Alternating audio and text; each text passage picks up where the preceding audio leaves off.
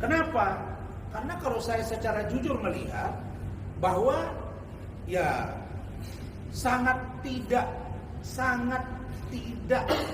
lugu menurut saya, sangat tidak polos menurut saya seseorang itu dengan bahasanya, tapi kalau dilihat dari fisiknya. Saya ini seorang profesi advokat, seorang orang tua, punya ponakan, punya anak, saya juga dosen dan pernah anggota DPRD. Artinya saya paham, melihat. Menurut saya kalau orang bertato sampai beberapa biji tatonya, menurut saya itu ada yang menurut saya ya, pikiran saya ini kok bagi saya itu kurang baik. Nah, jadi kalau sekarang dimunculkan citranya itu sebagai orang yang sangat suci, sangat bersih, sangat tawadu, kok kayaknya saya kurang yakin. Saya nggak menuduh. Nah, kemudian ketika dialog hari Selasa itu di salah satu TV swasta, ketika diwawancarai oleh hostnya, itu saudara Peggy mengakui bahwa dia salah satu pendukung sepak bola, termasuk nama orangnya gitu.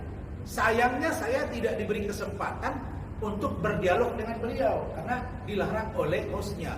Saya paham kalau Rasman yang bicara nanti dianggap menginterogasi, tapi di TV sebelah itu wawancara Kak, dialog. Nah, ada kesempatan narasumber itu dialog. Nah, saya sebenarnya pingin saya tanya, misalnya kenapa ada tato, untuk apa tato itu dibuat, kenapa dihapus, kemarin katanya dibuat tato 2015, kenapa 2016 baru dihapus, benar nggak pencinta bola, benar nggak pendukung Persija, boleh dong, kenapa diganti nama jadi Robi, tahu nggak dia kalau bapaknya kawin lagi, tahu nggak dia kalau misalnya bapaknya mengganti nama, kira-kira begitu Kak. Karena ini memang bukan objek, bukan materi perkara. Makanya kalau saya katakan dari awal bahwa putusan Hakim Eman Sulaiman ini sangat-sangat tidak cermat dan tidak menyelesaikan masalah. Ada 9 poin yang menjadi amar putusan. Dan dari 9 ini saya sudah jelaskan dan saya pertegas lagi. Ada 2 yang sangat-sangat tidak menurut saya tidak logik dan kontraproduktif. Pertama, menyatakan tidak sah. Poin 5 ya. Menyatakan tidak sah segala keputusan atau penetapan yang dikeluarkan lebih lanjut oleh termohon yang berkenaan dengan penetapan tersangka atas diri pemohon oleh termohon. Apa urusannya? Hakim Eman Sulaiman sudah mengunci putusan berikutnya. Kak Elsa yang sudah beracara 40 tahun, saya 2015 sudah lanjut sampai sekarang, sudah hampir 9 tahun juga, bahkan hampir 10 tahun. Menurut saya putusan ini sangat tidak logik. Bagaimana mungkin putusan yang sudah dibuat hari ini mengikat bagi yang berikutnya? Yang saya tahu final and binding ya. Apa logika hukumnya? Saya buka Peraturan Mahkamah Agung nomor 4 tahun 2016 tentang larangan peninjauan kembali putusan pra peradilan. Di bab 2